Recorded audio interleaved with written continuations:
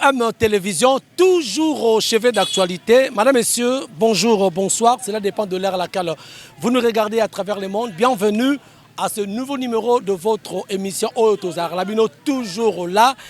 Continuez toujours à donner confiance. Merci à pasteur Jacques Kafwa à partir de quelque part. Merci à Doli Madimba. Merci à Fali Matoko. Merci à Magon Nzambe. En tout cas, prophète Mira le miraculé. Trois ingénieurs. Merci beaucoup. Alors, comme je vous avais promis, mesdames et messieurs, nous sommes ici dans Kolfungula pour la énième fois. Il y a procès, il y a Ndeko Honorine. Par rapport, il y a acte, il y a braquage au Asara le 16 octobre 2025. À l'une des agences, il y a Robank au Ezali situé sur l'avenue Eyala. Dans la commune, il y a Kassavou, na place Victoire.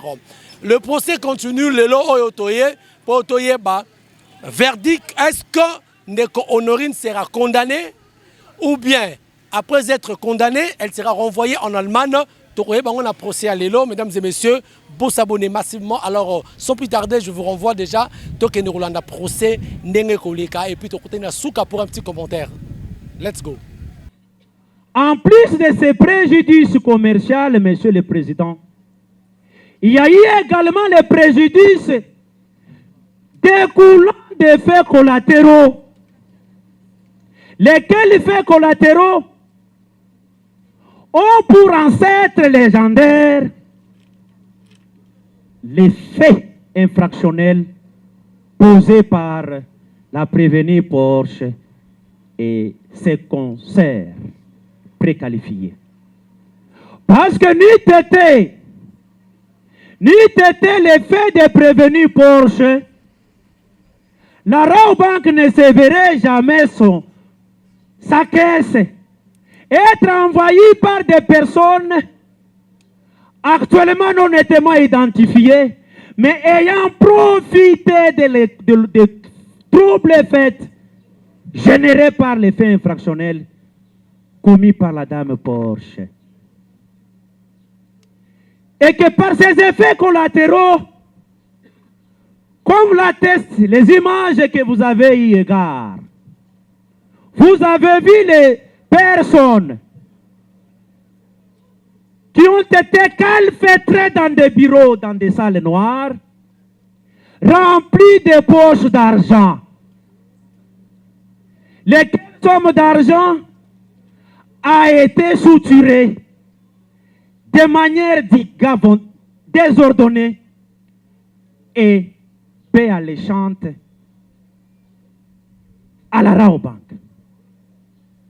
Ces montants découlant les préjudices découlant des effets collatéraux des faits de prévenus est également estimé à 50 000 $ américains, Monsieur le Président.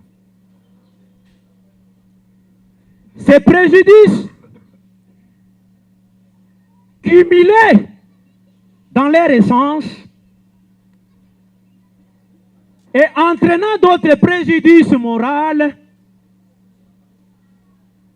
s'agissant cette fois-ci de ces préjudices moraux. L'île ignore que la Raobank, personne morale, commerçante, a vu du fait de Madame Porsche son image être ternie, sa réputation être ternie, son prestige commercial être dévalorisé. Parce que, Monsieur le Président, dans l'entendement des communs des mortels, toute personne qui passera aujourd'hui, hier, demain et les jours à venir, lorsqu'il aura regardé l'agence Raobank, la première idée qui lui viendra dans la tête, on avait braqué cette banque ici. Lorsque vous, le tribunal, le pris en votre personne physique, vous seriez un jour appelé par occasion à y passer, vous aurez la première lecture psychologique. J'ai fait une audience foraine ici à la banque à cause du braquage commis, opérés par la dame Porsche. Voilà l'étendue du préjudice moral par rapport à l'image, par rapport au crédit, par rapport au prestige de la banque. Toutes ces images, tout ceci a été altéré dans leur valeur saine. En droit commercial, Monsieur le Président, la réputation, la confiance, le prestige font partie intégrante de ce que nous appelons les fonds de commerce. Les fonds de commerce étant un patrimoine d'une personne morale. L'un des éléments des fonds de commerce, tels que passés en revue tout à l'heure, ont été déshonorés. Et ceci a créé un préjudice moral incommensurable à la Rabobank. En conséquence, Monsieur le Président, pour toutes les raisons de droit qui venaient de vous être observées, nous osons croire et nous l'espérons que vous direz l'action de la Rabobank recevable et amplement fondée. Sur ce, Monsieur le Président, nous disposons en ces termes. Qu'il plaise, Monsieur le Président, à votre tribunal d'essayant, de s'entendre dire recevable et amplement fondée l'action publique mise par le ministère public. De s'entendre dire établi en fait comme en droit les préventions de terrorisme, des vols à main armée, d'associations de malfaiteurs, et de pouvoir appliquer la peine prévue par les dispositions légales à la matière. S'entendre dire l'action civile de la partie Rabobank recevable et amplement fondée. S'entendre en conséquence condamner la prévenue Porsche ainsi que le prévenu Capi et Benjamin in soludum au paiement en faveur de la Rabobank d'une somme de l'équivalent en francs congolais de 5 millions de dollars américains. Faisant comme l'a postulé la Rabobank, vous feriez justice. Restez professionnel, accrochez-vous à ce qui est utile pour votre client. Au lieu de revenir sur le rôle du ministère public. Merci beaucoup. Merci beaucoup, Monsieur le Président. Auguste membre de la composition, Messieurs l'organe de la loi, organe poursuivant, Messieurs les greffiers, souvent oubliés alors que faisant partie de la composition. Monsieur le Président, pour la parole nous accorder. Au fait, tout débute en date du 12 octobre de l'année en cours, où la partie civile Bijou Bidor, exploitant dans les domaines de maisons en location ou sinon des appartements, va tout bonnement recevoir Madame Porchen comme client dans son appartement. loin d'elle tout esprit ou sinon intention de savoir que madame avait une mission très bien précise à mener ici en République démocratique du Congo. Comme l'a été démontré ou sinon répondu à une des questions du tribunal, madame a payé pour 4 jours. Nous sommes les dimanches. Elle paye jusqu'au jeudi à midi, comme c'est prévu. Alors que madame avait une mission bien précise, comme nous venons de le dire, sachant très bien que le même jeudi, elle allait opérer et répartir. Nous serons surpris, Monsieur le Président, vers 9 h du matin, du 16, alors que madame était sortie de l'hôtel vers 6 h, ne sachant où elle était partie, parce que au-delà de tout, nous n'étions pas mis là comme une police à contrôler ses entrées et sorties. Et une surprise désagréable va nous être parvenue vers 9 h, où nous verrons dans des réseaux sociaux l'image de madame affichée au motif qu'elle aurait braqué ou sinon opéré un braquage au niveau de la banque. Quelques minutes qui vont suivre, Monsieur le Président, nous allons subir une pénétration impossible de plusieurs services de sécurité de la République démocratique du Congo qui vont surgir dans l'hôtel, chacun à son tour et chacun avec ses attitudes. Monsieur le Président, c'était tellement terrible. Où nous verrons même nos portes de clôture être saccagées. Tout nous avions subi, Monsieur le Président.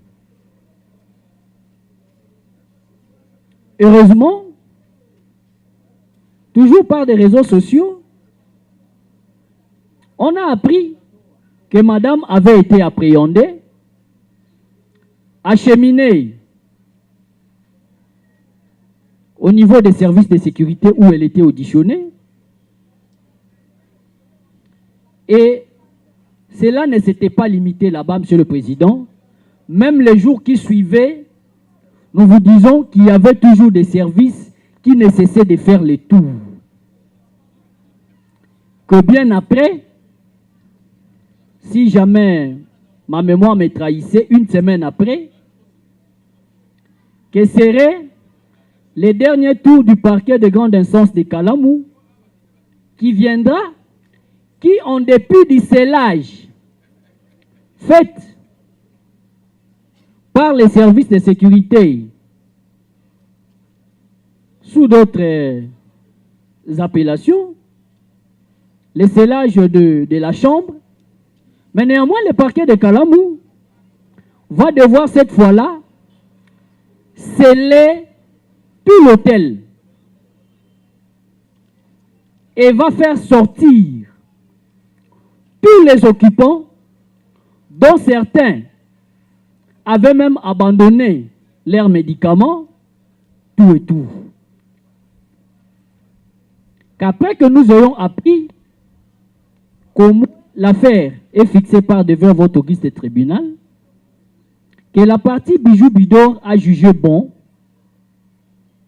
de venir entrer son action civile à l'action principale du ministère, que pendant l'instruction de la présente cause, Monsieur le Président, il a été démontré que madame la prévenue était poursuivi pour un bon nombre des infractions mises à sa charge. Toujours pendant l'instruction, éloquente qu'elle était, Monsieur le Président, tout a été démontré. Voilà, Monsieur le Président, en un mot, ce que nous pouvons résumer en termes de faits. Revenons-en en droit, Monsieur le Président. Lors de l'instruction de la présente cause, toutes les questions posées par la partie civile à la partie prévenue, j'en pense bien que le greffier en a pris soin d'en noter fidèlement. À la question, ou sinon aux questions posées à Madame la prévenue, s'agissant du sort réservé à l'hôtel qu'elle occupait, je pense Madame avait bel et bien reconnu avec lucidité que l'hôtel était fermé. Et à la question lui posée, quant à l'origine ou sinon à la base qui a provoqué que l'hôtel soit scellé ou sinon sa chambre soit scellée, elle a reconnu que c'était sur le fait de ces actes. Que de manière miraculeuse ou sinon par miracle judiciaire, pendant le déroulement de l'instruction de la présente cause, va surgir, j'aime beaucoup emprunter les mots de l'un des plaideurs, de l'autre côté, un bon nombre de paperasses considérées comme lettres d'amour écrites par l'enseignant à la partie prévenue. Comme quoi, la prévenue serait souffrante mentalement. C'est juste une question, Monsieur le Président, qui nous ramène à un examen juridique. Parce que tous nous sommes sans ignorer que nous sommes devant un juge pénal, nous sommes devant une juridiction, nous sommes devant un juge pénal et nous sommes devant une juridiction de droit écrit, Monsieur le Président. Et la lettre en question, que nous considérons comme lettre d'amour du renseignant qui était passé, adressée à Madame la prévenue, nous a laissé attendre que c'était un rapport médical où l'on avait, de manière miraculeuse, constaté que Madame souffrait mentalement. Ça, c'était la conclusion du rapport. Et quant à l'examen du droit, les plaideurs de l'autre côté de la barre l'ont rattaché aux causes de non-imputabilité qui de reste prévues par le droit pénal général, qui du reste est un droit sanctionnateur. Que Monsieur le Président, quant à nous, la partie civile Bijou-Bido, nous sommes censés ramener cet examen en droit approfondi, de manière à en savoir plus ce que c'est ou ce que sont les causes de non-imputabilité. Partant, Monsieur le Président, nous allons de manière schématique analyser les 10 rapports, dont nous allons soumettre à 2 volets. Le premier volet concernera la partie d'ordre procédural, ou sinon la partie de la forme. Et le deuxième volet viendra pour ramasser la partie liée au fond. Que s'agissant à la partie liée à la forme, nul n'est sans ignorer, tout juriste au moyen connaît, que les prérogatives liées à l'instruction préjuridictionnelle ou sinon en l'instruction par devant les tribunaux tirent son ressource dans des instruments juridiques, notamment le Code de procédure pénale. Pour les cas sous examen, la question liée à la forme sur la teneur, ou sinon, pour parler de la recevabilité de ces rapports, nous ramène préalablement aux articles 48 et 49 du Code de procédure pénale ordinaire, qui sans doute reconnaît le prérogative au seul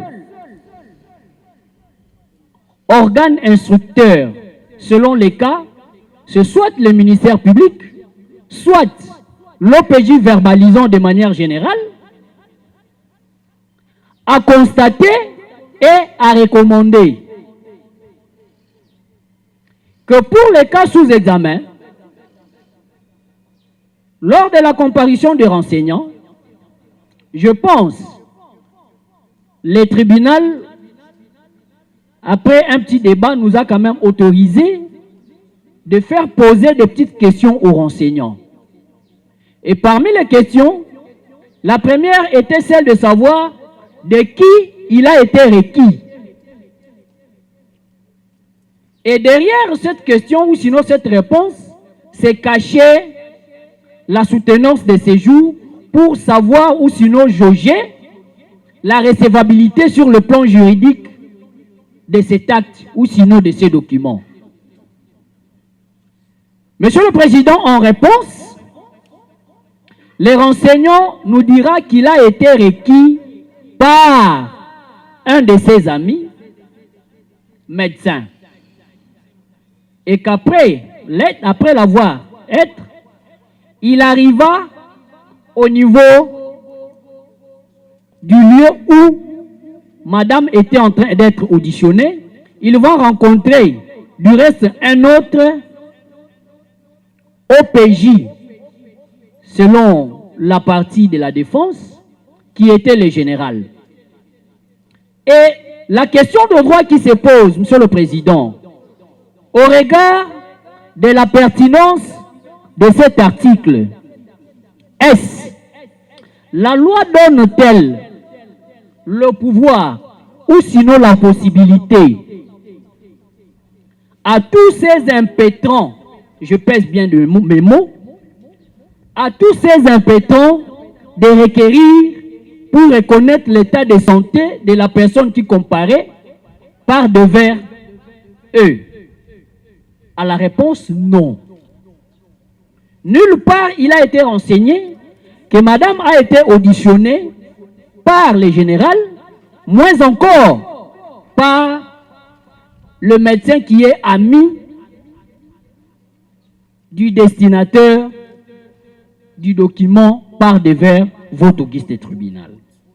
Monsieur le Président, sur votre autorisation, nous lisons quand même la disposition légale. Nous sommes à l'article 48 du Code de procédure pénale congolais. Toute personne qui en est légalement requise par un officier du ministère public ou par un juge est tenu de prêter son ministère comme interprète, traducteur, expert ou médecin. Pour les cas sous examen, Monsieur le Président, où se cache l'intelligence du législateur dans cet acte, sachant bel et bien que la seule personne habilitée à requérir, c'est l'interlocuteur valable qui est en train d'auditionner.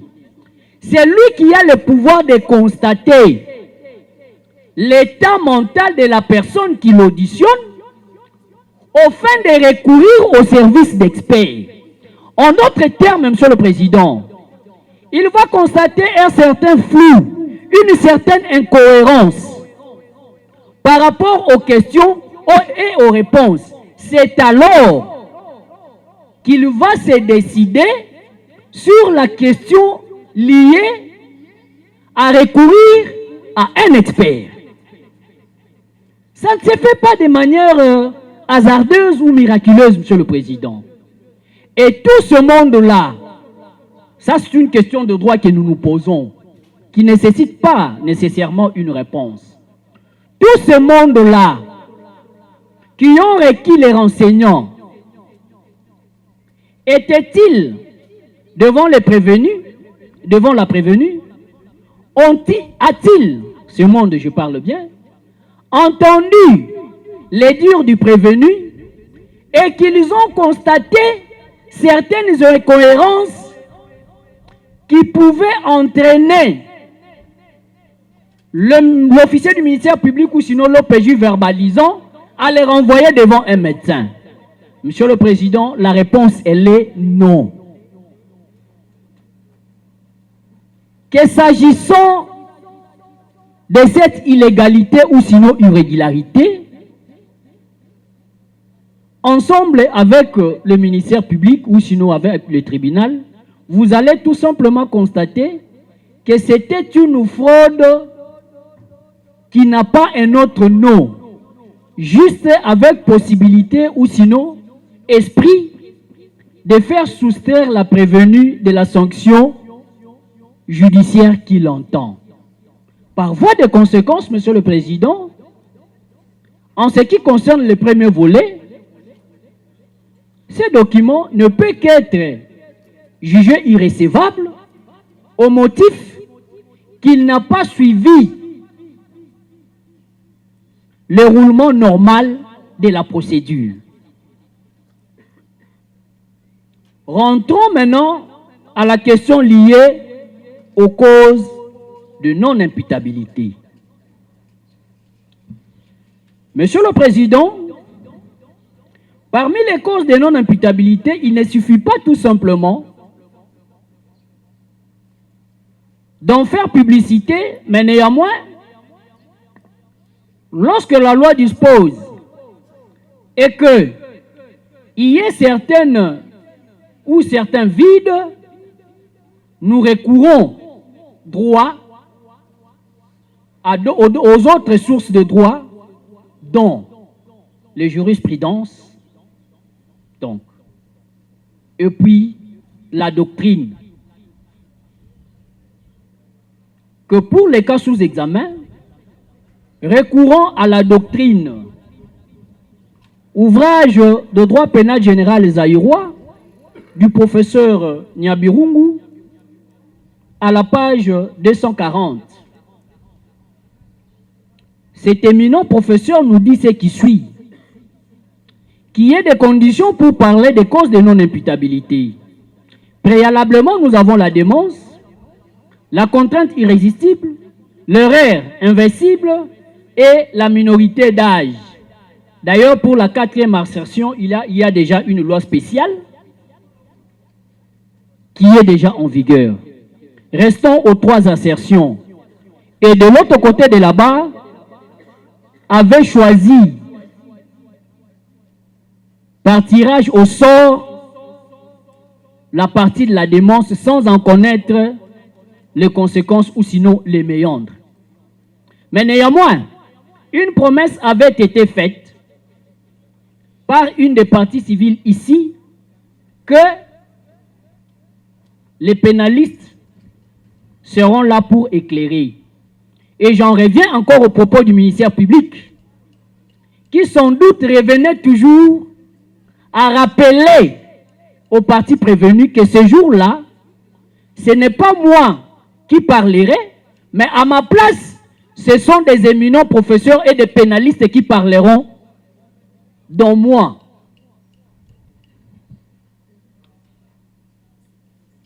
Loin de moi l'intention de faire mienne tous ces dires, mais néanmoins, Monsieur le Président, s'agissant de la démence, il y a quand même certaines conditionnalités prévues par la doctrine qui vient compléter la loi qui n'a pas été si éloquente par rapport à cette question.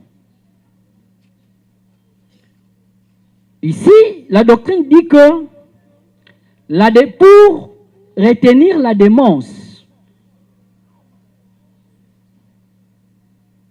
elle doit être contemporaine à l'acte incriminé. Et le deuxième point, Monsieur le Président, il est dit que la démence doit être totale. Monsieur le Président, j'en reviens rapidement au deuxième point sur la démence totale. En quoi est-ce que nous disons que cela a été constitué pour elle un lieu de préparatifs? C'est là où elle a érigé tous ces dispositifs. Notamment, Monsieur le Président, un bon nombre des objets déposés par devers votre auguste tribunal, qui a été découvert après perquisition des services de sécurité.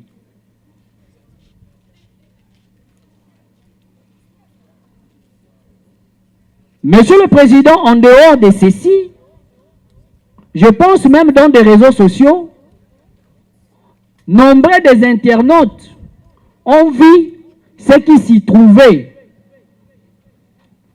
dans la chambre bijoux, dans la chambre de l'hôtel Bidor qu'occupait Madame la prévenue.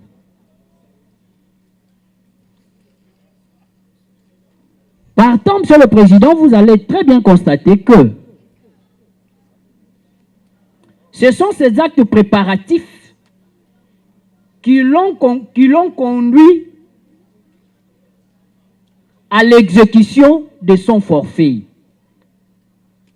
Et Monsieur le Président, auguste membre de la composition, d'aucuns ignorent ici que lors même qu'elle a été arrêtée, la première des questions lui posées était que au Vandagawapi. Et à cette question, Madame va répondre non, na Vandaganotel Moroboye na Matonge et élément ou sinon adresse et un téléphone. Et que les services se sont servis de ces allégations pour venir perquisitionner notre hôtel. Et du fait de son acte, Monsieur le Président, nous avons pu vivre ou sinon constater la visite de plusieurs services que nous n'avons jamais connus depuis que nous existons. C'est du fait de ces actes que notre hôtel a été scellé par le parquet de grande instance de Kinshasa, Kalamu. C'est du fait de ces actes que jusqu'à ce jour, notre chambre demeure encore occupée par elle et que ces histoires s'y trouvent jusqu'à présent.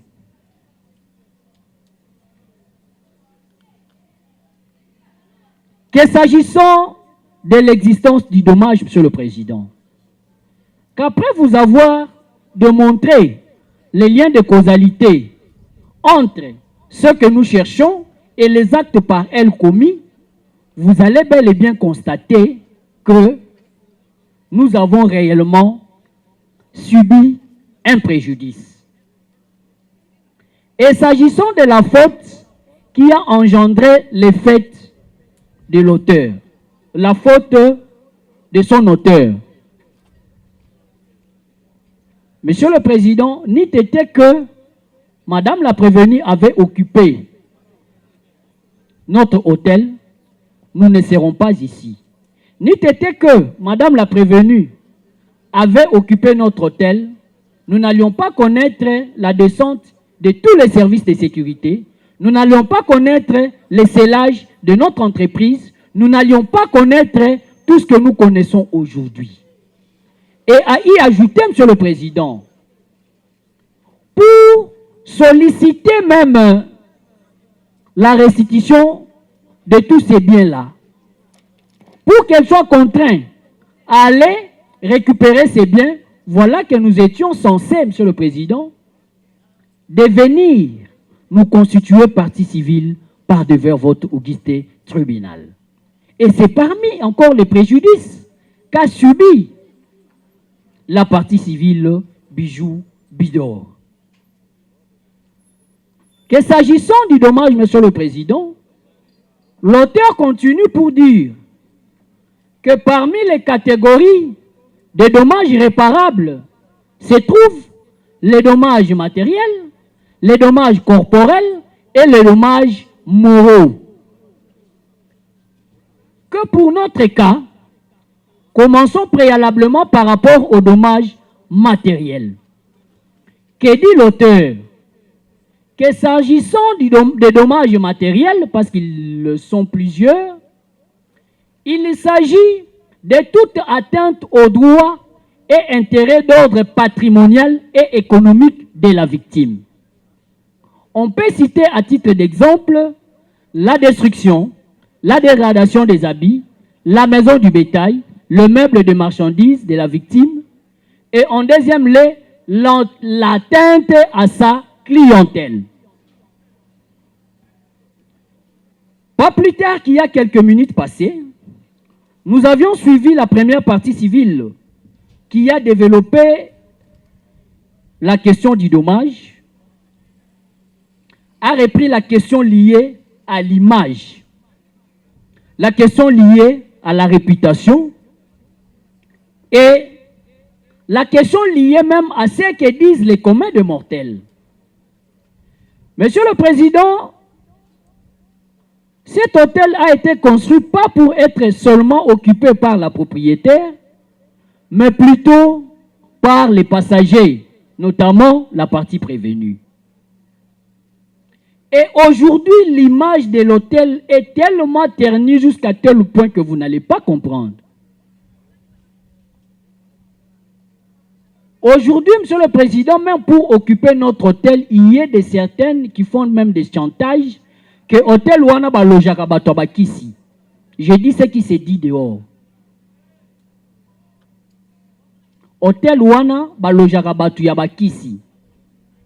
Et avec tout ce qui a été publié dans des réseaux sociaux, Monsieur le Président, on peut prétendre peut-être dire qu'ils ne sont pas responsables de la publication, mais néanmoins, ils sont responsables de ce qui se contenait là-dessus. C'est parce qu'ils ont commis ces forfaits que tous leurs effets ont été publiés, Monsieur le Président. Moi, là, depuis que je suis né, ma chambre n'a jamais été publiée. Ma maison d'habitation n'a jamais été publiée, Monsieur le Président. Mais parce qu'elle avait commis ces forfaits, que notre hôtel a été publié comme étant un hôtel qui regorge en son sein les biens de plusieurs exploitants des secteurs, Monsieur le Président. Notre image est ternie de la manière dont vous n'allez pas comprendre. Et là, j'en rejoins directement l'auteur qui nous parle de l'atteinte à sa clientèle. Monsieur le Président, ces actes ont fait à ce que nous puissions remettre l'argent de certaines personnes qui devraient occuper notre hôtel tout simplement au motif que hôtel wana ezana batu ya bakisi. Que Monsieur le Président, au regard de ça, vous allez tout simplement comprendre avec nous ensemble, avec même l'idée de l'auteur, qui est le professeur Kaolo Ngombikai, que notre image est ternie au regard des actes posés par Madame le prévenu. Que par ces motifs, Monsieur le Président, sous toute réserve généralement quelconque, plaise au tribunal d'essayant, lorsque vous allez vous retirer dans les secrets des votes délibérés, de dire établi en fait comme en droit les infractions mises à charge des prévenus. Par voie de conséquence, vous allez les condamner aux peines maximales prévues par la loi. Vous direz également recevable et totalement fondé l'action civile ou sinon la constitution de l'action civile faite par Madame Bijou Bidor, propriétaire de l'hôtel Bidor. Vous allez ordonner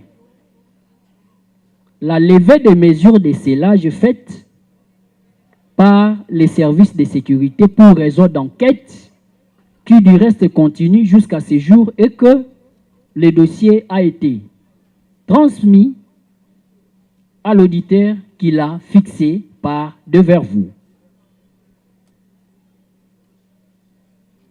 Vous ordonnerez la levée de mesures, oui, de scellage de la chambre et qu'occupe jusqu'à ce jour Madame Honorine. Vous ordonnerez à la prévenue de sortir tous ces effets contenant dans notre chambre, moyennant le paiement des loyers échus de l'ordre de 30 $ par jour, multiplié par 32 jours occupés par elle, sous réserve des jours qui vont encourir en entendant le prononcé du jugement ou sinon de l'exécution de la décision qui sera rendue. Vous la condamnerez également au paiement des dommages et intérêts de l'ordre de 10 000 $ américains payables en monnaie ayant cours légal en République démocratique du Congo pour les préjudices subis, nous avons dit, et promettent d'en revenir au cas où notre plaidoirie serait énervée par la plaidoirie de l'autre côté, nous avons dit. Merci. Et promettons de déposer nos notes dans les délais consensuels. Merci. Le tribunal prend acte de votre conclusion et promet d'en tenir compte au moment de délibérer. La parole est accordée au ministère public. Monsieur le Président du tribunal de séance, honorables membres de la composition, conformément aux prescrits des articles 41, 250 et 251 du Code judiciaire militaire, nous prenons en ce jour nos réquisitions dans l'affaire opposant l'auditeur militaire des garnisons, ministère public, contre les prévenus Honorine Onate Porchel, le commissaire adjoint Molo Likombi César, le sous-commissaire principal Kasha Mangong Anderson, Sier Kingambo wa Kingambo Nordin, Dame Kapi et Sier Benjamin non autrement identifiés.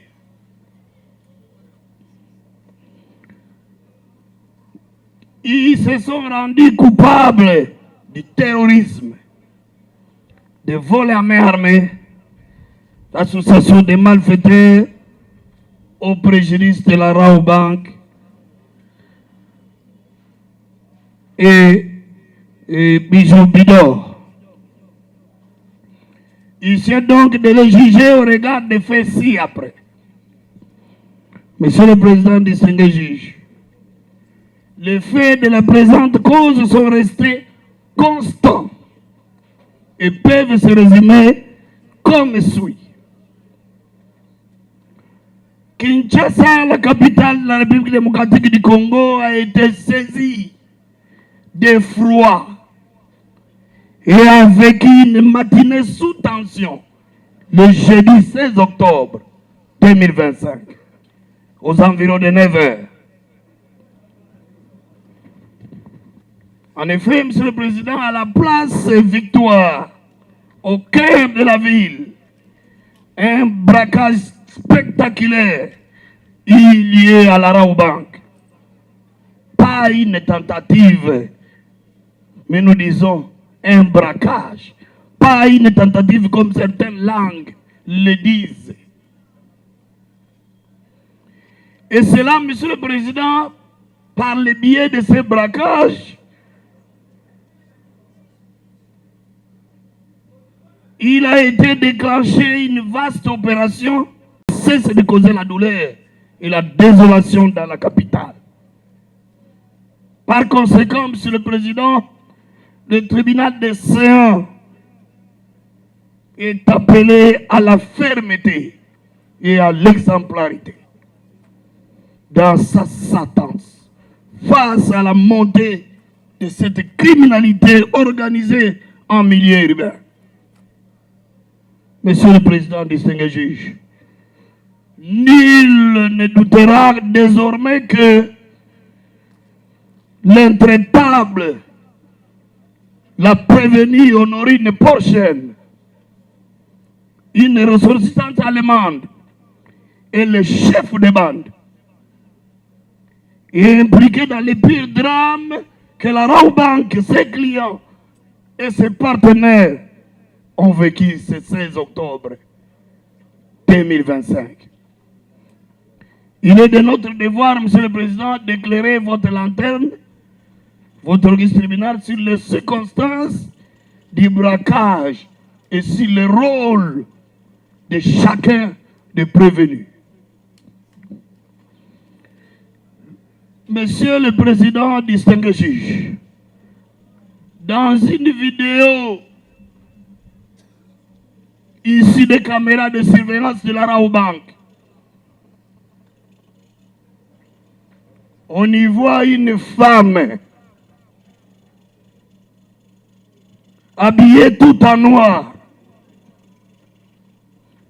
en pleine opération de braquage, face aux agents de la banque et aux clients. Elle est munie d'un jouet en plastique sous forme d'une arme de guerre, braquant ainsi clients, agents au sein de cette banque, les menaçant de mort, les tenant au respect, jusqu'à leur ordonner de se coucher à même le sol, à couvert. Les images sont éloquentes. Monsieur le Président, distingué juge, dans ce laps de temps, en opération commando, nous le disons, la prévenue Honorine Onate Porchen avait réussi à effectuer un saut. Il a effectué un saut et atteindre le deuxième hall où la guichetière, Dame Bénédicte Tchoba, sera trouvée au couloir et braquée immédiatement. Sous la menace et la crainte de la mort par les jouets, sous forme d'une arme utilisée, une importante somme d'argent évaluée à 10 500 $ américains et quelques francs congolais lui ont été dépossédés. Monsieur le Président, distingué juge, ainsi le gérant Chibabois, le gérant de la Rawbank, alerté dans son bureau par une nettoyeuse de la présence de criminels dans l'enceinte de la banque. Il déclencha la sonnerie d'alarme au service de sécurité. Monsieur le Président, distingué juge, qui peut, n'empêche, pêche. Ainsi, d'une part, le prévenu commissaire adjoint Molo Likombi, César, ainsi que le sous-commissaire principal Kashamangong Anderson, chef de poste de nom, chef de poste de pacotille, des noms tout simplement, posté à l'entrée principale de la Rawbank, Victoire. Les deux ont excellé par un comportement de figurants. Voilà les termes qu'il faut utiliser pour eux. Sont des figurants. laissant l'accès à la braqueuse, l'accès tout libre, sont des figurants cédés là. Monsieur le Président, distingué juge, d'autre part, le vigile Katom Paboukassa Kato, après avoir vu la braqueuse, lui tourna le dos, laissant libre son passage, et son coéquipier Kingambo, Wakingambo, pris de panique, s'était soustrait pour ôter son uniforme de service auprès des voisins.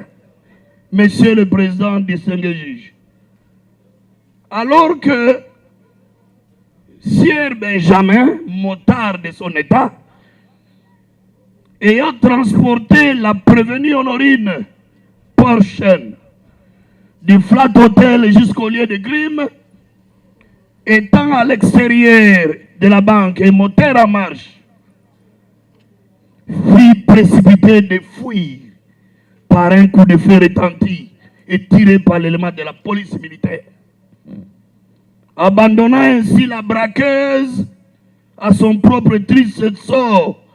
Et la braqueuse, Monsieur le Président, étant incapable de quitter l'enceinte de la Raobank, trouva refuge dans un coin de sa cachette où elle sera appréhendée par les services. Voleuse avec son sac contenant des fonds, elle a été volée aussi. Elle sera interceptée et remise aux forces de sécurité, Monsieur le Président. Monsieur le Président, distingué juge, il a peur que, par ailleurs, vu les actes de terrorisme et de vol à main armée, traduisant la gravité des faits, les services de sécurité effectuèrent une descente au Flat Hotel où était logée la prévenue Honorine à la recherche de présumés sociétaires. Fort dommage, Monsieur le Président, distingué juge, des objets mystiques ont été trouvés dans la chambre de la braqueuse, ainsi que d'autres effets utilisés pour cet hold-up. Savoir, un mini-cercueil, plusieurs fétiches portant des signes occultes, des photos de sirènes des eaux, des amulettes, des cigarettes, des piles, une valise remplie de vêtements à connotation incantatoire, des gants et des bonnets, sans oublier du chanvre enfumé en quantité. Chanvre enfumé. Bangui. Monsieur le Président, distingué juge, la prévenue Honorine Porchen, plus étonnant encore, elle a reconnu ne pas croire en Dieu, se déclarant ouvertement athée. Et nous nous sommes posé une question. C'est une explication aux objets mystérieux retrouvés dans sa chambre d'hôtel? C'est une question que nous nous posons jusqu'à aujourd'hui. Nous lui concédons tout cela, mais nous lui disons de choisir la vie afin qu'elle vive. Elle et sa famille, elle et sa postérité. Elle doit choisir la vie. Et la vie n'a qu'un seul nom. C'est Jésus de Nazareth. Monsieur le Président, distingué juge, tels sont les faits de la présente cause pour lesquels les 6 devant prévenus ont été attraits devant vous. D'où la nécessité de discuter en droit. L'analyse juridique des faits nous amène à constater que pour la prévenue Honorine Porchen, l'association des malfaiteurs, en tant que chef de la bande, Elle fit preuve de lucidité et enthousiasme au moment des opérations et portait d'armes factices en vue de susciter la crainte et la peur à la guichetière, au personnel de la Rabobank et ses clients. Association des malfaiteurs pour avoir organisé la bande.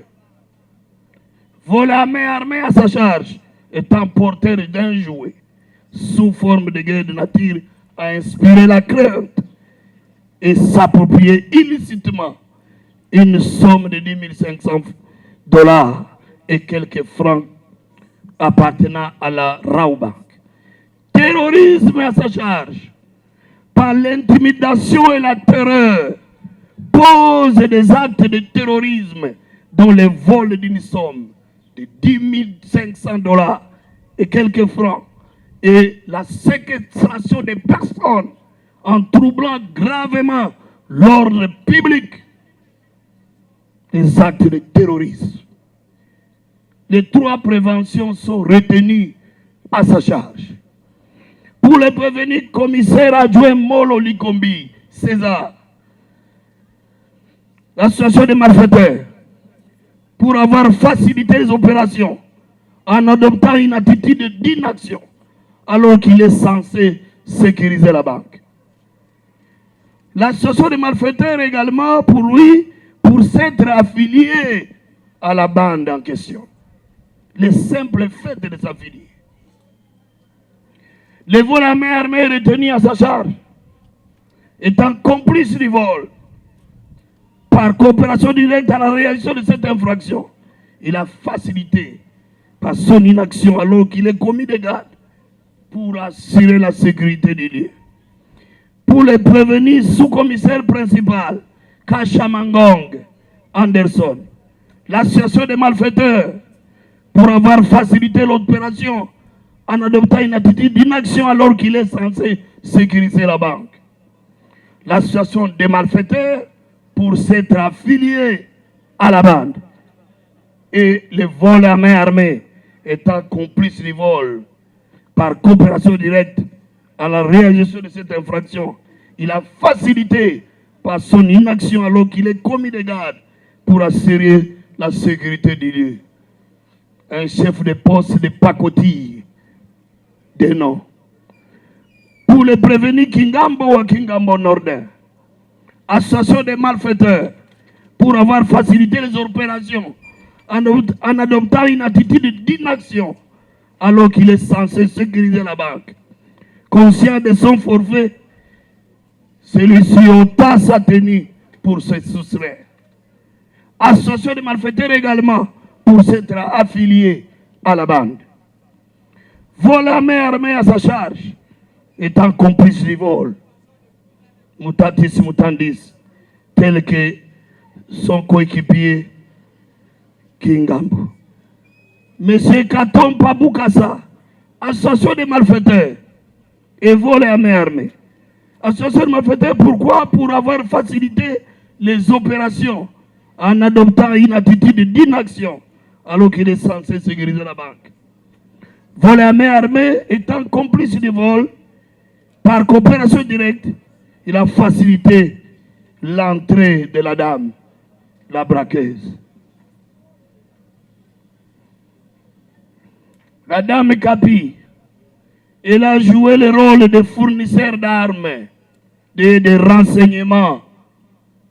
C'est avec elle que la braqueuse est allée chercher les jouets sous forme d'armes dans un magasin.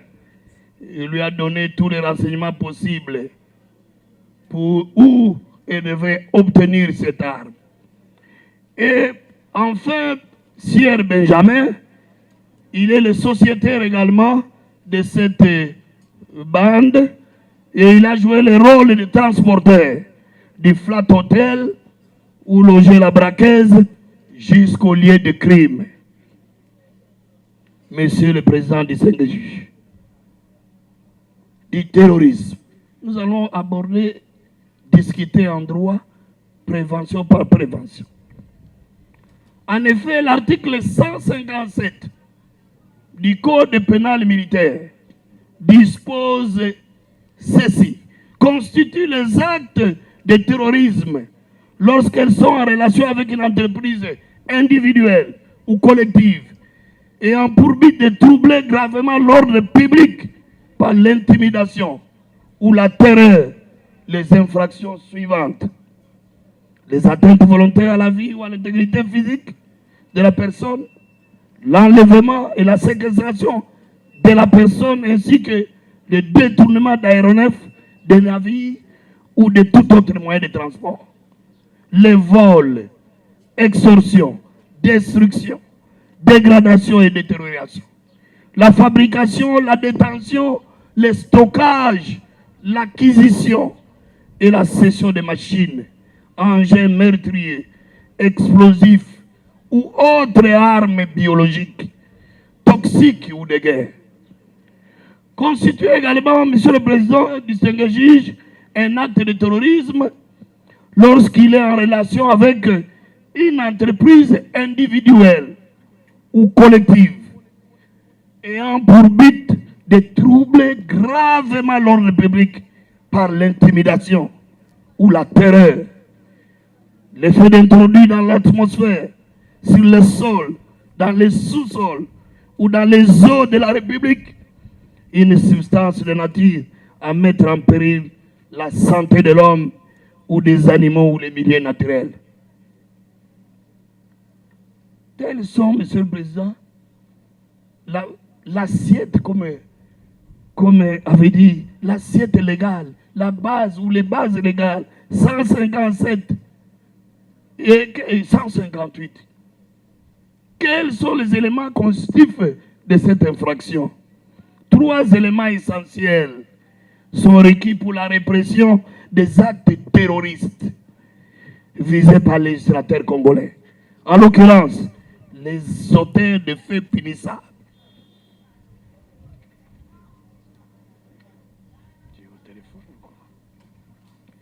Les faits visés par la loi. Et le 3e point, c'est la responsabilité morale des agents. Abordant le 1er point, les auteurs de faits punissables.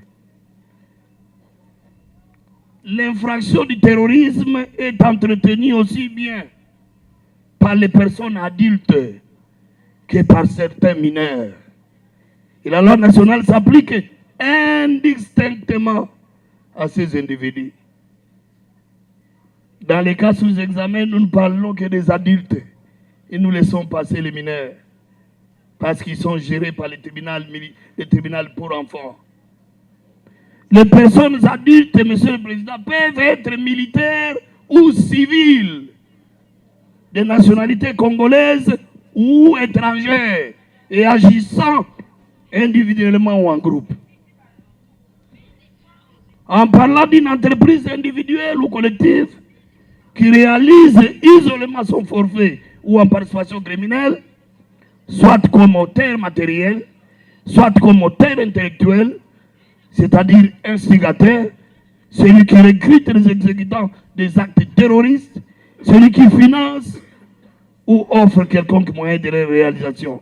En termes clairs, les actes terroristes peuvent être commis soit par un individu, soit par un groupe d'individus adultes. La position légale à l'égard des mineurs, nous la laissons, Monsieur le Président. Nous épargnons votre tribunal parce que les mineurs sont régis par autres dispositions.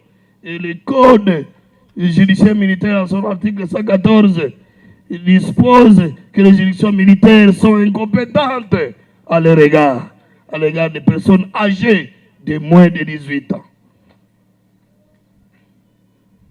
Quels sont les faits visés par la loi lorsqu'on poursuit quelqu'un pour terrorisme? C'est le 2e point.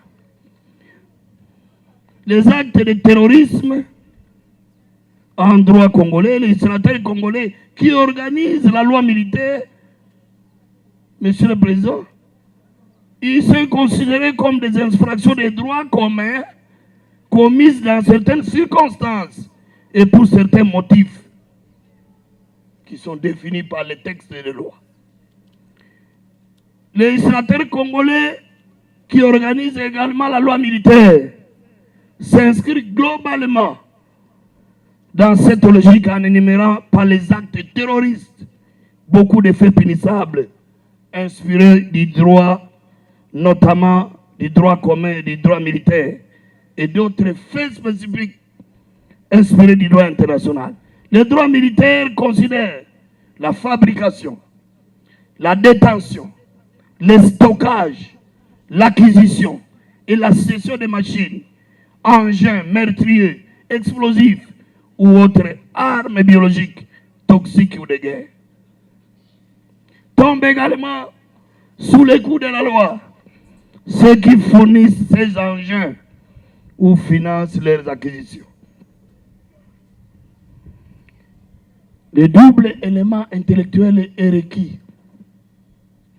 En matière de terrorisme, Monsieur le Président, distingué juge, la responsabilité se dégage du but abominable, clairement défini et librement poursuivi par les agents, ainsi que de la résolution criminelle généralement préméditée, dans la mesure où ces actes sont sous-tendus par les sentiments d'intense aversion et de vengeance. Quel est le but poursuivi par les agents? Au terme de l'article 157 du Code pénal militaire, les actes terroristes doivent avoir pour but de troubler gravement l'ordre public par l'intimidation ou la terreur. En effet, Monsieur le Président, distingué juge, l'ordre public est gravement troublé par des actes téméraires et spectaculaires d'une ampleur telle qu'il crée un effet psychologique, troublant et traumatisant dans l'esprit des témoins proches ou même lointains, littéralement envahi par la peur, la désolation, l'horreur et l'émoi. Et la résolution criminelle, Monsieur le Président, procède généralement d'une résolution murue par l'agent, par l'infracteur. Il s'agit, Monsieur le Président, d'un dol réfléchi lorsqu'on pose des actes terroristes. Il est reproché, Monsieur le Président, à la prévenue Honorine, parce qu'il s'agit d'elle, poursuivie pour terrorisme, d'avoir commis les actes de séquestration. Il a séquestré Madame Choba Kabangu Bénédicte, la caissière. Monsieur Chiboaba Munda Diadi, le gérant, ainsi que tous les clients de l'élément caractéristique du vol. Il est constitué lorsque la chose passe de la possession du légitime détenteur dans celle de l'auteur de l'infraction, à l'insu et contre le gré du premier. Ainsi, Monsieur le Président, pour soustraire une chose, il faut la prendre, la subtiliser, la dissimuler, l'enlever, l'appréhender, la ravir à son légitime possesseur, la dégarnir méthodiquement. Et dans les cas sous examen, constitue l'acte de soustraction, le fait d'avoir ravi à son propriétaire Raobank S.A. la somme d'argent repris dans notre libellé de prévention, 10 500 $ et quelques francs congolais. Quelle est la chose susceptible de vol? Dans la mesure où le vol suppose la soustraction, c'est-à-dire l'appréhension, l'enlèvement matériel et le déplacement de la chose, le principe est toutefois atténué par la jurisprudence qui estime que non seulement des meubles corporels sont susceptibles de vol, mais aussi les biens meubles incorporels et les forces immatérielles.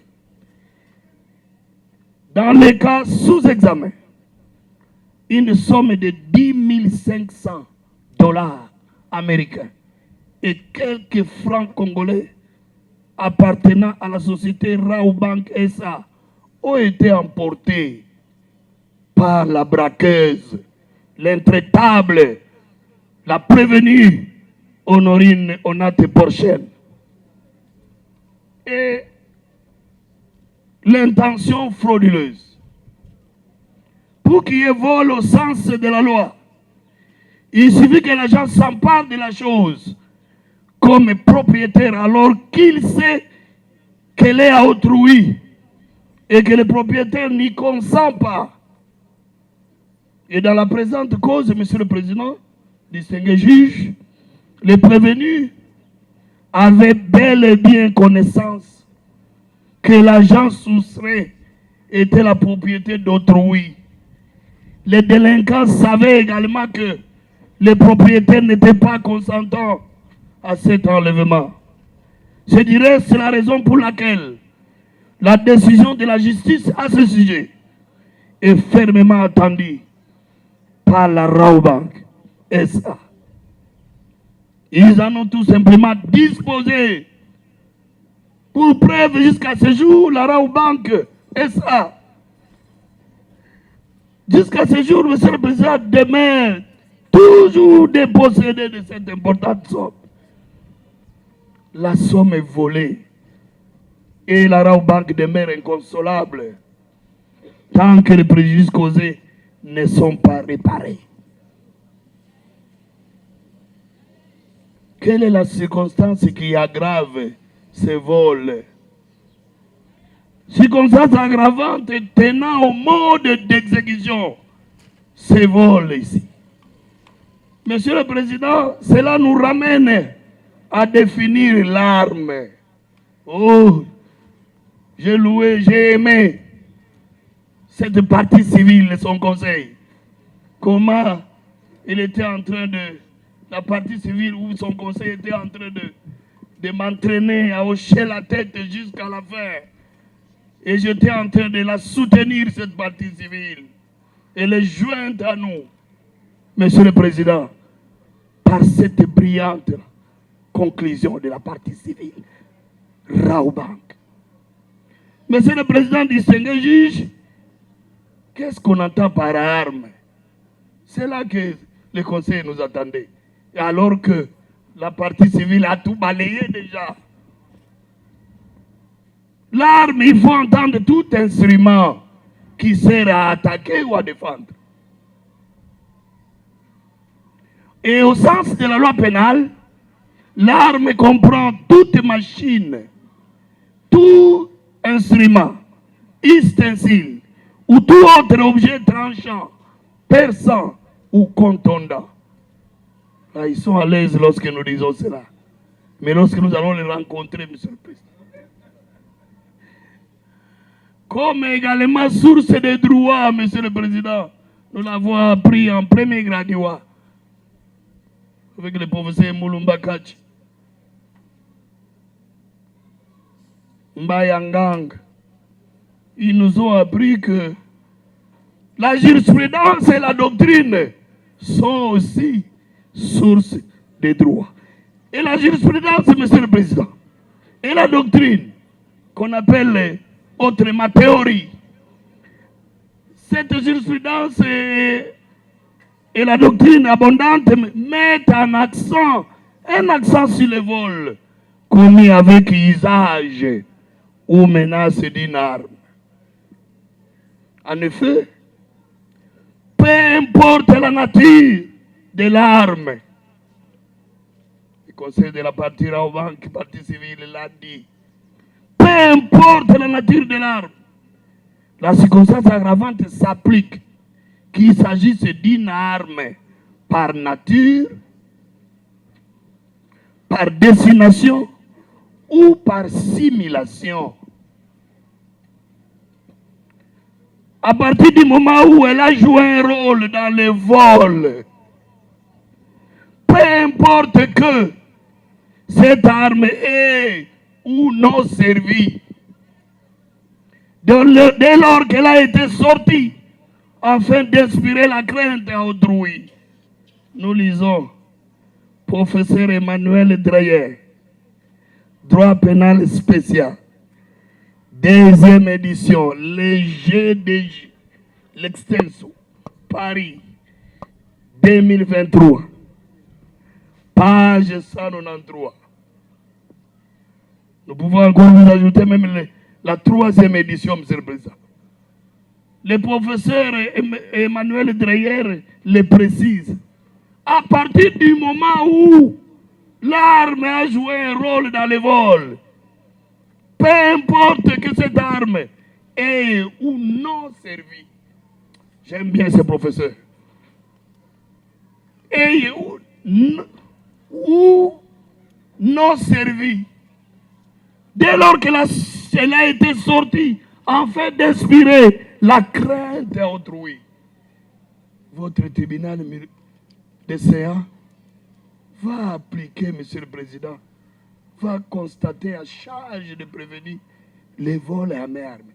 La jurisprudence unanime considère que l'utilisation d'un jouet pour commettre un vol n'empêche pas à le qualifier d'un vol à main armée. Car l'arme n'a pas besoin d'être réelle pour que le vol soit qualifié de vol à main armée. La jurisprudence, Monsieur le Président, considère que le facteur déterminant, c'est la perception de la victime. La perception de la victime. Soulignez, mettez cela en gras. Perception de la victime. C'est-à-dire, la victime doit avoir l'impression que l'objet utilisé était une arme de guerre. Et si cette perception a contribué à la remise de l'objet, Monsieur le Président, vous allez vous dire que vous êtes compétent. Et vous allez vous dire que l'infraction doit être retenue lorsque vous vous retirez là. Facteur déterminant est la perception de la victime. C'est l'intention qui est réprimée. C'est-à-dire de récupérer la chose d'autrui et la braquer par un jouet en plastique sous forme d'arme. Et la perception de la victime dans cette peur, dans cette crainte, avec des mots, des consignes, des mots d'ordre, des mots, une autorité sur elle en commandant. Monsieur le Président, veux-tu mourir? Sinon, donne l'argent, l'arme à la main. En toute hypothèse, Monsieur le Président, la jurisprudence, voilà une circonstance aggravante réelle, inhérente au vol, qui se communique donc aux co-auteurs et aux complices qui sont là, même s'ils n'en étaient pas informés. Nous avons lu dans Cassation Crime, le 1er janvier 1985, le bulletin numéro 09, cité par Emmanuel Dreyer. Vous pouvez toujours consulter, nous vous donnons même 3 jours. Et la 3e édition est prête, elle est déjà là au bureau. Il y a lieu, Monsieur le Président, distingué juge, de noter dans les cas sous examen, la prévenue Honorine Onate Porchen avait fait éruption dans l'enceinte de la Braubank Victoire, munie d'un jouet en plastique sous forme d'une arme de guerre et a mis tout le monde au respect. Lorsque je suis à la maison, Monsieur le Président, je vois une vidéo là que je vous ai envoyée. Cette vidéo, je vois, Monsieur le Président, tout le monde à couvert, couché. Et je vois un vigile debout. Je le vois debout, ce vigile, toujours. Un vigile debout, et tout le monde à couvert, mais lui seul est debout. Moi, je me dis, mais comment cette image, je ne l'avais pas déposée au tribunal? Un vigile debout, les bras là. Debout seul. Monsieur le Président, sous forme d'une arme de guerre. Et il a mis tout le monde au respect, en tenue noire et cagoulé. Cagoulé, c'est les préparatifs du départ. Comme nous avons dit, les préparatifs, le chemin du crime. Elle s'est présentée devant la guichetière. Madame Bénédicte Choba l'a menacée de mort en ces termes. Veux-tu mourir? Sinon donne l'argent. Dans la crainte et la peur de la mort. Choba Bénédicte plaça 10 500 dollars américains et quelques francs congolais dans le sac de la prévenue. Elle-même aussi, elle a joué le rôle de compléter dans son sac. Elle a complété. Honorine Pochen, Monsieur le Président, dit 2002, portant code judiciaire, spécialement à ces articles 40, 41, 51, 61, 66, 73, 76, 77, 79, 88, 111 in fine, 130, 169, 200, 214, 231, 249, 250, 251 alinéa premier, 324, 326 et 327, vu la loi numéro 024, barre 2002, du 18 novembre 2002, portant code pénal militaire, spécialement ces articles 1, 2, 3, 4, 5, 6, 7, 26, 40 alinéa 2, 157 à 158, vu le décret du 30 janvier 1940,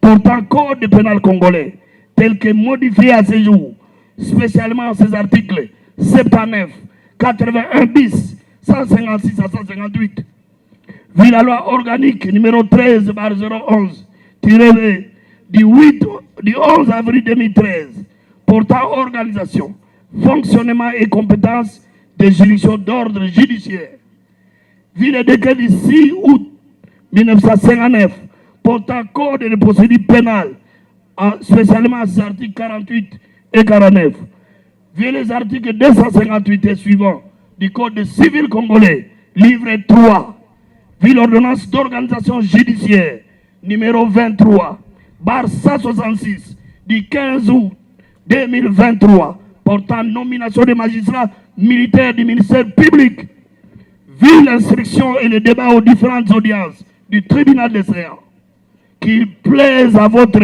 auguste tribunal de déclarer les prévenus coupables de prévention retenus à leur charge, de les condamner par conséquent, chacun contradictoirement, pour la prévenue Honorine Onate Porchen, à 20 ans de servitude pénale principale pour terrorisme, à la servitude pénale à perpétuité pour vol à main armée, à la servitude pénale à perpétuité pour association de malfaiteurs, faisant application de l'article 7 du Code pénal militaire, prononcer une peine unique, celle la plus forte, soit la servitude pénale à perpétuité.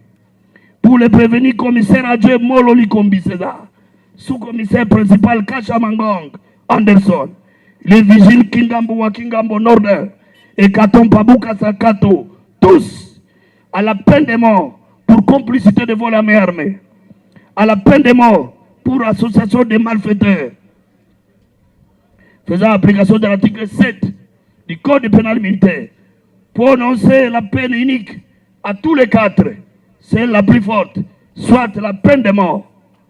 Et par défaut, Monsieur le Président, vous allez condamner les prévenus fugitifs, Dame Capri et Sieur Benjamin non autrement identifiés, à la peine de mort pour association de malfaiteurs.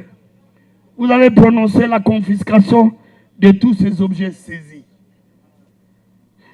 Vous allez recevoir l'action civile et la déclarer fondée et condamner en conséquence le prévenu au paiement des dommages et intérêts au bénéfice des parties civiles Raobank SA et la dame Bijou Bidor, et ce à la hauteur des préjudices subis.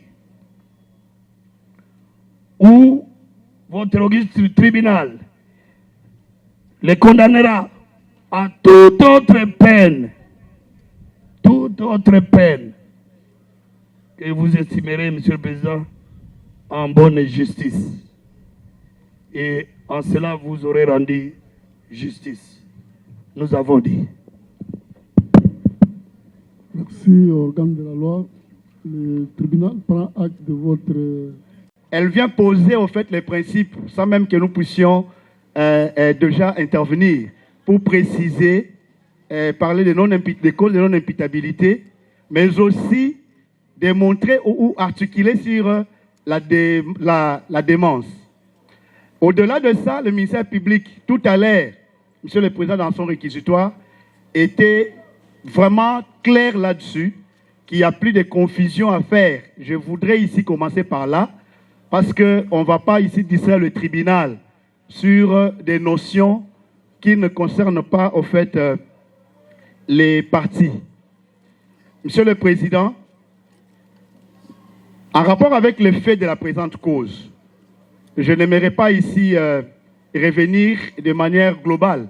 Pourquoi? Parce que tout au long de l'instruction, votre tribunal a eu à comprendre avec nous en profondeur le fait de la présente cause. Je vais me limiter ici à revenir sur quelques précisions, d'abord aux faits, avant d'aborder, n'est-ce pas, l'analyse juridique.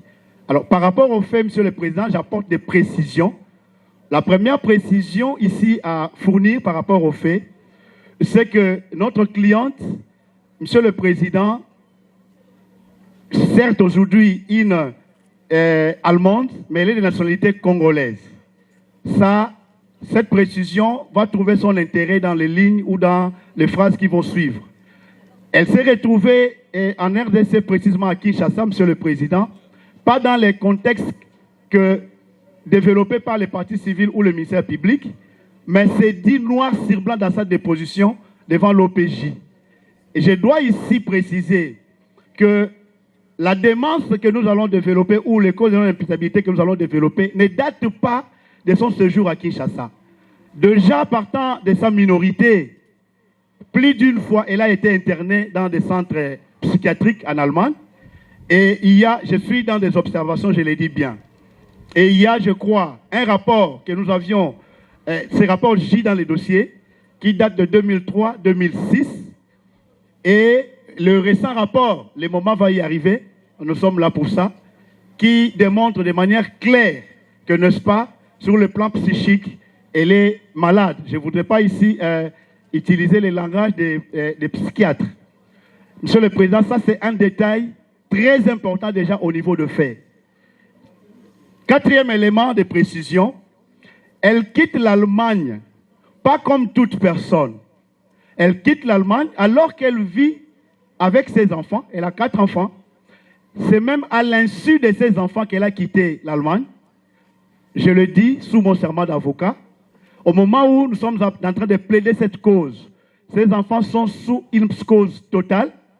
Et heureusement que l'État allemand est intervenu pour, n'est-ce pas, leur sécuriser. Ce sont des éléments qui vous démontrent, en fait, la personnalité de notre cliente, ici, Madame Porchen. C'est pour vous dire dans quelles circonstances elle s'est retrouvée ici. Ce n'est pas dans les circonstances normales qu'il y avait un voyage préparé avec un but précis. Quand elle était en train de préparer, personne n'était au courant. Elle n'a échangé ni avec ses enfants, ni avec quelqu'un, un membre de sa famille. Elle s'est retrouvée ici à sa manière. Et elle vous l'a dit ici tantôt, ce n'était pas sa première fois pour arriver à Kinshasa. Et je sais pourquoi je suis en train de relever ces précisions. Ça va vous présenter en fait la personnalité de cette prévenue, Monsieur le Président. Elle arrive à Kinshasa, effectivement, elle quitte Francfort le 11 octobre. Le 12, elle est à Kinshasa. Et son séjour était tellement court, c'est en date du 17 qu'elle devait regagner l'Allemagne. Ce que je dis, c'est vérifiable dans les procès-verbaux qui gît dans les dossiers et que le ministère public n'a pas voulu lire pour des besoins qui lui sont propres. C'est le 17 qu'elle devait quitter Kinshasa pour regagner son pays. Et le 16, ces faits qui justifient notre présence à ces lieux ont été commis. Cinquième précision. Monsieur le Président, qu'il soit acté que dans la commission de son acte, qu'elle ne nie pas, elle n'a été accompagnée par personne. Alors, personne. Je crois que ces précisions sont de taille, parce que c'est sur base de ça que nous allons entrer en droit. Elle a été accompagnée par personne. Et ça a été démontré ici. Tous les militaires, tous les renseignants qui ont déposé ici, personne n'était à mesure de démontrer le lien, n'est-ce pas, qui peut exister entre elles, même les paisibles citoyens congolais qui sont innocemment ici. Ça, c'est une précision de taille, Monsieur le Président. Le ministère public qui vient de requérir tout à l'heure a de lourdes peines. C'est vrai, quand on prononce ça pour les autres, ça donne l'impression que c'est facile de prononcer. Monsieur le Président, il s'est vu incapable de vous démontrer les liens qui pouvaient exister dans l'opération entre ces 5 individus qui sont devant vous. Je crois, Monsieur le Président, ces précisions sont de taille. Je m'en vais en droit. Parce que les autres précisions, vous les avez. Monsieur le Président, en droit, nous l'avions relevé pendant l'instruction que nous serons le terrain de notre plaidoirie à titre principal, Monsieur le Président, nous sommes un collectif. Moi, j'interviens ici pour démontrer les causes de non-imputabilité. Après ma plaidoirie avec l'autorisation de votre tribunal, vous pourriez accorder la parole à mon estimé confrère qui pourra me compléter sous un autre aspect juridique. Et le troisième confrère qui interviendra, ça sera pour disposer. C'est ça la stratégie que nous avons essayé de mettre en place pour ne pas surprendre le tribunal lorsque je vais terminer mon intervention, que ça ne donne pas l'impression que nous avons fini, mais il y a des confrères qui seront après moi.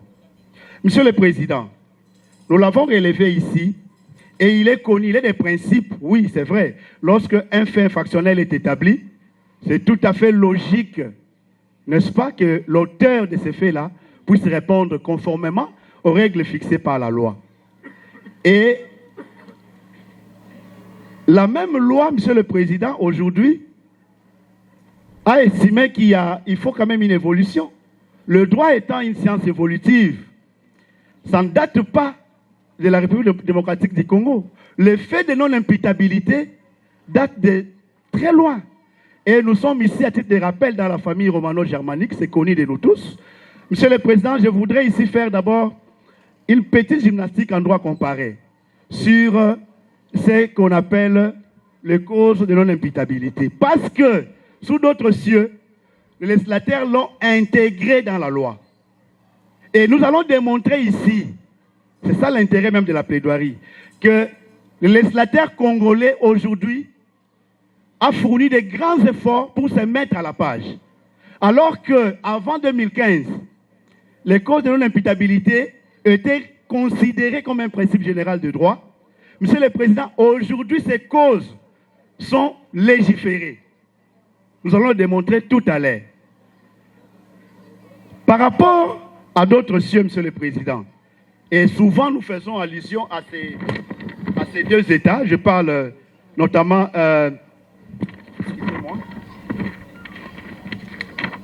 Je parle notamment du droit belge, Monsieur le Président. Lorsque vous prenez par exemple l'article 71 du Code pénal belge, il dispose à ces termes. Il n'y a pas d'infraction lorsque l'accusé ou le prévenu était en état de démence au moment de fait. Je quitte les droits belges pour voyager un peu en droit français. Et en droit français, Monsieur le Président, c'est l'article 122-1 alinéa 1er qui dispose à ces termes. Il n'y a pas, n'est pas pénalement responsable la personne qui était atteinte au moment de fait d'un trouble psychique ou neuropsychique ayant aboli son discernement ou le contrôle de ses actes. Je dois maintenant citer en droit congolais. Monsieur le Président, en droit congolais, je suis dans la loi numéro 15/022 du 31 décembre 2015, modifiant et complétant le décret du 30 janvier 1940 portant code pénal congolais. Et je me pose principalement à l'article 23 bis. Voici ce que cette disposition dispose. Je suis en droit congolais, j'ai évoqué la loi. Nul n'est responsable pénalement si, au moment du comportement en cause, il souffrait d'une maladie ou d'une déficience qui l'est privé de la faculté de comprendre le caractère délictueux ou la nature de son comportement, ou de maîtriser celui-ci pour se conformer aux exigences de la loi. Un petit complément, Monsieur le Président, cette loi, c'est sur base de cette loi que le statut congolais a intégré, n'est-ce pas, les crimes repris par le statut de Rome dans notre arsenal juridique. Et là, je fais allusion, Monsieur le Président, à ce que nous connaissons, les crimes de génocide, crimes contre l'humanité et les crimes de guerre. C'est cette loi ici. Et déjà, l'article 23 est clair là-dessus. Pourquoi je pose ces fondements? Je pose ces fondements parce que lorsque je vais développer les autres aspects, vous allez vous rendre compte que le schéma ou le chemin est déjà balisé. Et les causes de non-imputabilité, Monsieur le Président, aujourd'hui, légiférés ont poussé les législateurs dans des situations exceptionnelles pour dire que oui, on peut se retrouver dans des circonstances où une personne commet effectivement un fait infractionnel, mais juridiquement, cette personne se voit dans un état d'incapacité de répondre de cet acte-là, pour des raisons prévues par le législateur. L'article 23 bis que j'ai évoqué ici, Monsieur le Président, c'est pour des raisons propres que j'ai relevé que l'aspect lié à la démence. Mais tous les 4 conditions ou les 4 éléments qui constituent le fait les causes de non-imputabilité sont repris dans cette disposition. Et en droit congolais, Monsieur le Président, nous avons 4 éléments qui constituent les causes de non-imputabilité.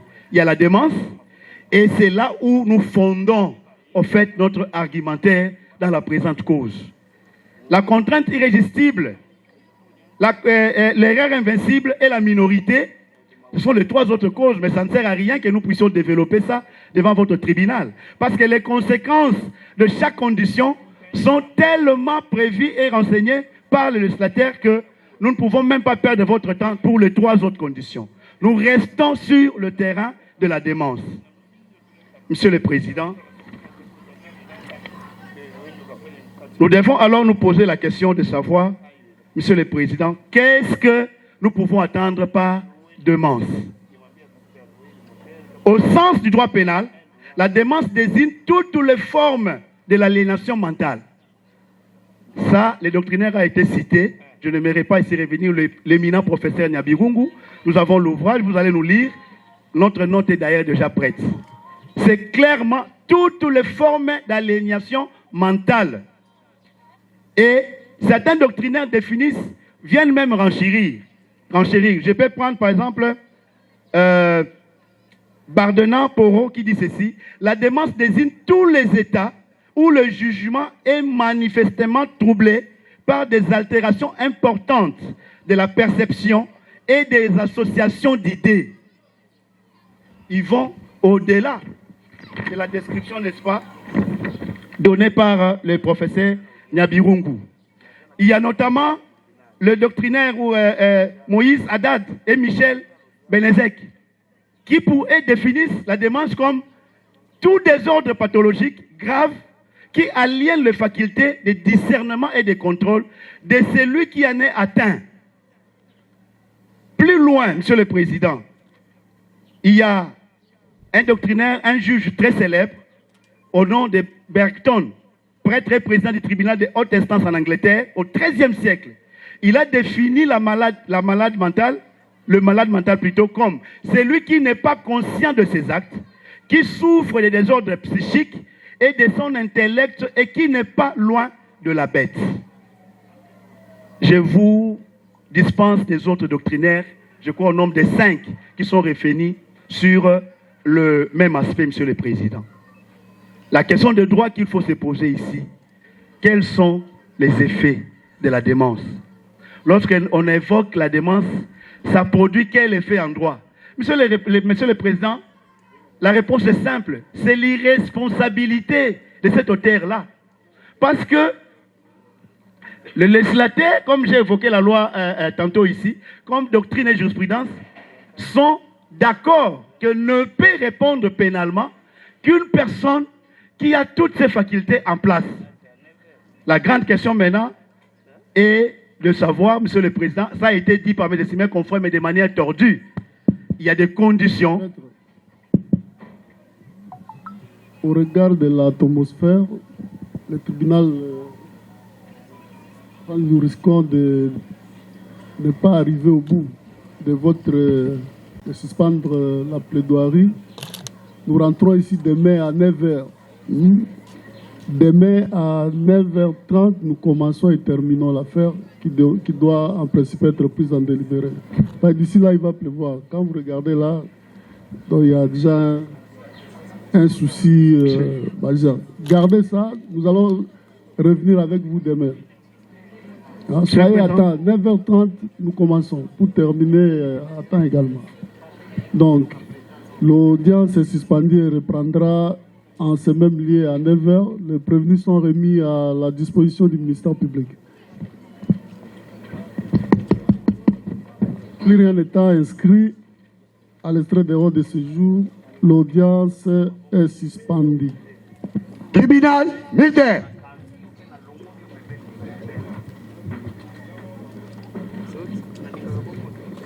Gardez. Portez. Armes. Immobile.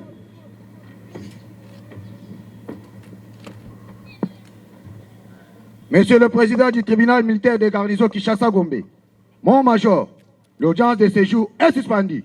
L'audience de séjour est suspendue et reprendra demain en ce même lieu à 9h30. Les prévenus sont remis à la disposition du ministère public.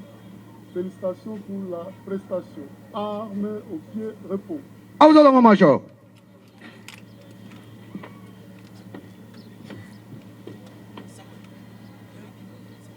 Armes au pied, repos.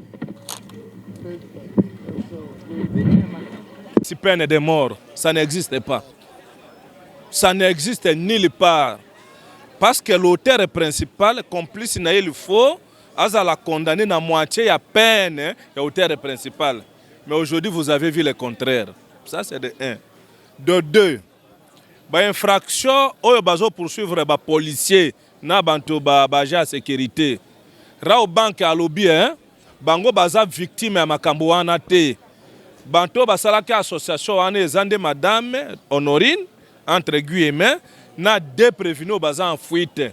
Oya accompagna ke pona kosomba jouer na oya memaki na moto. Mais comment kosenga condamnation ya ba innocent na peine de mort. Même binu banto boza ba juriste te, vous avez compris que non, il y a un ça ne va pas. C'est-à-dire qu'il y a quelque chose qui n'existe pas. Alors, oui. Comment est-ce qu'on peut comprendre la société de malfaiteurs qui va être en peine de mort et l'actrice principale elle-même a eu 20 ans? Alors même on a condamné par défaut le Benjamin qui est fugitif. Comment on peut comprendre? Non, c'est ce que je viens de dire à vos confrères de Lingala. Que c'est quelque chose qui n'existe pas. Si on veut condamner l'auteur principal de l'infraction, les complices, parce qu'ils sont nombreux d'après le ministère public, peuvent écoper les moitiés des peines de l'auteur principal. Mais si vous avez vu le contraire, ça c'est de 1, de 2. Par rapport aux infractions de l'association des malfaiteurs et vol à main armée, le législateur voudrait qu'il y ait à tout prix victime. Mais vous avez compris, le Raobank et partie civile bidon qui vous a dit que nous ne sommes pas victimes de ces policiers et ces agents de sécurité. C'est pour vous dire que non, les juges vont les enquêter pour ne pas emboîter les mêmes pas que le ministère public a voulu rechercher des peines ailleurs. Dès lors qu'on trouve les peines dans le fait, si les faits ne sont pas établis, en fait, comme en droit, le ministère public ne peut pas proposer des peines.